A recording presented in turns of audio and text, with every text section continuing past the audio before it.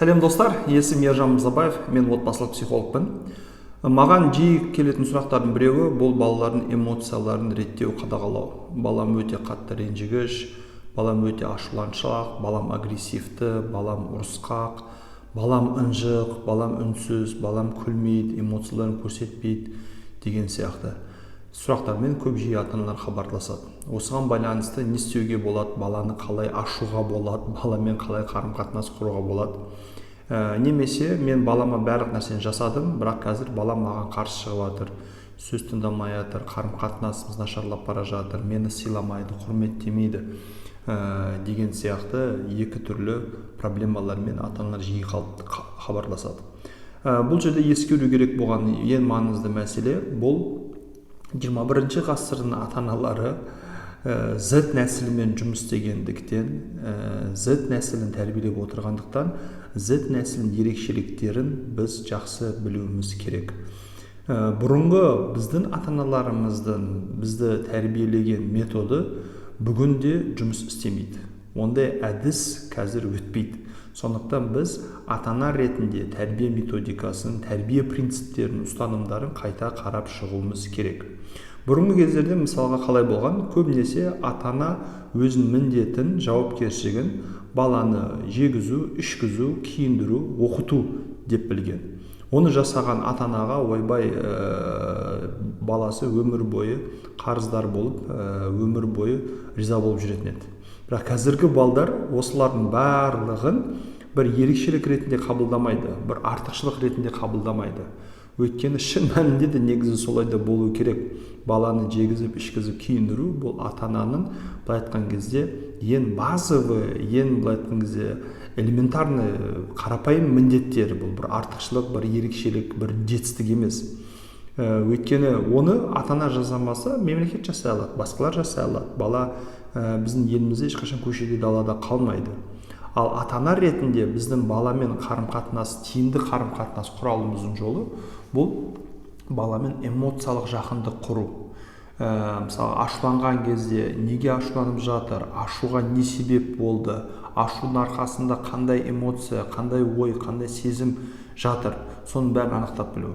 Ал бала мысалға жақсы, позитивті немесе негативті эмоцияларын көрсеткен кезде ата-ана тарапынан қолдау көрмегендіктен, ата-ана тарапынан түсінік көрмегендіктен, ата-ана тарапынан эмоциялық тұрғыдан жақындық көрмегендіктен белгілі бір уақыттан кейін ата-анадан ұзақтай бастайды. Менің бір клиентім айтатын, мысалға кезінде естеріңізде болса, Спрут деген фильм болған, және сол жерде комиссар Катания, қателеспесем, соны ең соңында мафиялар атып өлтіріп тастайды. И соны өлтіреді, андай сентиментальный, жанашырлық, бір музыка ойнап жатыр. И соны көріп отқан кезде клиентім ол кезде примерно бір 5-6 жастарында болатын, мысалы 6 жас шамаларында. Және соны көрген кезде мен жыладым дейді. Кәдімгідей сол кісіге жаным ашып, еще бала кезде фильмге қатты сенгіш болады ғой адамдар, жаным ашып жыладым дейді. И жылап отырған кезде үйдегілер ата-анам маған күлді дейді. Жындысың ба, ақымақсың ба, неге жылап жатсың? Қарашы, маған жылап жатыр. Бұл жылайтын нәрсе емес қой, там қоя сал, мән берме, бұл әшейін кино, адам бұған жылайды ма, ақымақсың ба, не істеп жатсың деген сияқты айтып тастады. Айтып тастады да баланы ұятқа қалдырды. Сөйтіп мен сол жерде өзімнің эмоцияларыма еркіндік бергеніме өте қатты қысылдым, өте қатты ұялдым. Және кейіннен мысалға бір қызға ғашық болған, соны үйдегілер білген кезде балаға ұрысқан, ақымақсың ба, қайда ғашық болу, сабақ оқу керексің, ол дұрыс емес, ондай оңбаған қызды қайдан таптың, неге ғашық боласың, жақсы көрем деп айтпа, кездесуші болма деген сияқты опять баланы батқан кезде эмоцияларын басуға тырысу, эмоцияларына мән бермеу, эмоцияларды құрметтемеу, сыйламау әрекеттері жасалып отырды. Содан кейін дейді, мен ата-анамнан қатты ұзақтап кеттім. Одан кейін ата-анаммен ештеңке бөліспеймін, ештеңке айтпаймын, ішкі жан дүниемдегі сырларымды, мұңдарымды, қайғыларымды өзім шешуге үйрендім, өзім басуға үйрендім, және өзім олармен өмір сүруді үйрендім. Ата-ана маған бөтен адам болып кетті. Біздің әңгімеміздің барлығы тек қана балам қалайсың, жақсы, сабақ қалай, жақсы, жұмыстар қалай, жақсы, аман есенсің ба, иә, денсаулық жақсы ма, иә. Яғни былай айтқан кезде сол төңіректе ғана әңгімелесе аламыз. Ал былай отырып жанымызды беріп эмоциялық тұрғыдан бір жақындық, бір сезім жоқ деп айтамыз. Және осындай оқиғалар өкінішке орай біздің қоғамда өте жиі кездесетін проблемалар болып табылады. Сондықтан құрметті ата-аналар, біз материалдық тұрғыдан баланы қамтамасыз етумен қатар онымен эмоциялық жақындықты да құра алуымыз керек. Қандай эмоцияларына қандай реакция көрсету керек, негативті эмоцияларында не істеу керек, позитивті эмоцияларында қалай әрекет ету керек, ашу, ыза, өкініш, реніш сияқты ауыр эмоциялар, қиын эмоциялардан баланы қалай шығару керек. Бір жағынан сондай ма, қайғырып кеттің ба деп қатты беріліп кетсек, баланы қорқытуымыз мүмкін.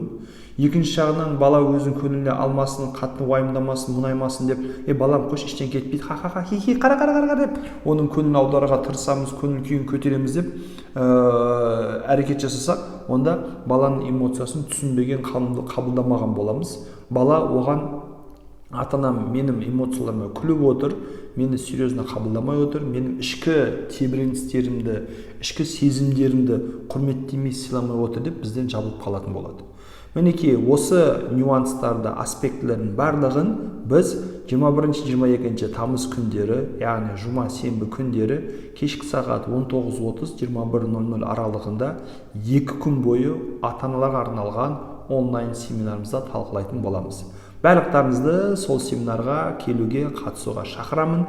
Баламен эмоциялық байланысты қалай құрамыз, баланың эмоцияларына қалай әрекет етеміз, және сол арқылы баламызға тиімді, пайдалы, дұрыс тәрбиені қалай береміз. Соның барлығы біздің семинарымызда. Келіңіздер, тіркеліңіздер, қатысыңыздар.